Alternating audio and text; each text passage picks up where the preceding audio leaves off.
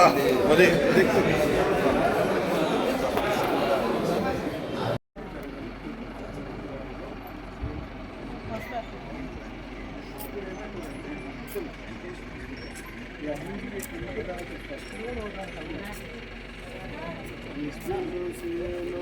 డైరెక్టర్లు తప్పుడు స్పందిస్తారు, అంతవరకు స్పందించారు. క్రైస్తవులంటే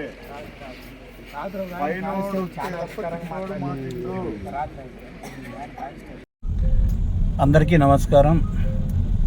మొన్నటి రోజున అంటే ఆదివారం రాత్రి ధర్మవరంలో పూతుకుంట గ్రామంలో ఒక చర్చిని బెర్షబా చర్చి అని కొంతవరకు విధ్వంసం చేశారు. ఆ విషయంలో నిన్న నేను కూడా వెళ్ళి ఆ పాస్టర్ అమ్మను కలవడం జరిగింది.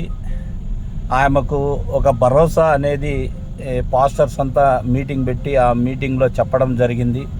ఏదేమైనా నష్టపోయిండేదైతే ఆ చర్చి వారు కాబట్టి అందులో పాస్టర్ అమ్మ అక్కడ.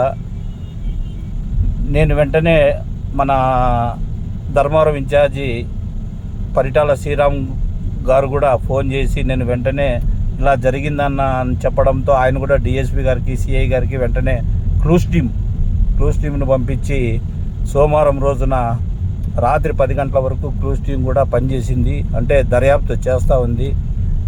ఏదేమైనా నష్టపోయిండేది మనం క్రైస్తవులు కాబట్టి ఆ ప్రాంతాన్ని నిన్నటి రోజున పాస్టర్స్ మీటింగ్ పెట్టడం జరిగింది. సంఘీభావంగా పాస్టర్స్ అంతా దాదాపుగా 100 మంది పాస్టర్స్ రావడం జరిగింది. అక్కడ కూడా ఆమెకు ధైర్యాన్ని అందరూ ఇచ్చాము. నేను కూడా ఆమెకు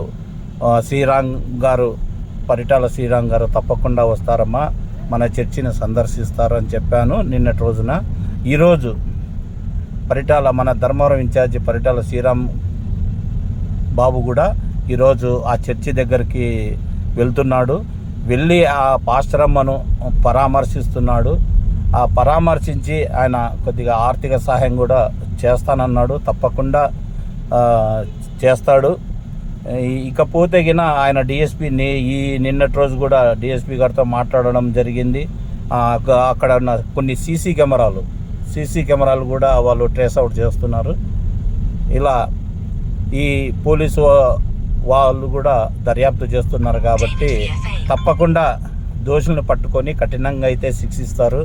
ఎందుకంటే మనకు పరిటాల శ్రీరామ్ బాబు గారు ధర్మవరం ఇన్ఛార్జి, వాళ్ళ అమ్మగారు కూడా గతంలో మాజీ మంత్రి కాబట్టి ఇది ఫిస్టేజ్గా తీసుకొని ఆ పాస్టరమ్మకు ఈరోజు వెళ్ళి ఒక భరోసా అనేది ఇస్తున్నాడు. కాబట్టి ప్రతి ఒక్కరూ ఆ కుటుంబం కోసం, అంటే నష్టపోయిన కుటుంబం ఫ్యామిలీ కోసము మనమంతా ప్రార్థన చేయవలసిందిగా కోరుచున్నాము. ఏదేమైనా శ్రీరామ్ బాబు వాళ్ళకు కూడా వెంటనే స్పందించి నేను రేపు వెళ్తాను, ఆ బాధితులను పరామర్శిస్తానని చెప్పడం జరిగింది నిన్నటి రోజున. ఆయన కుటుంబం కోసం కూడా మనం ప్రార్థన చేయవలసిందిగా కోరుచున్నాను. Thank you.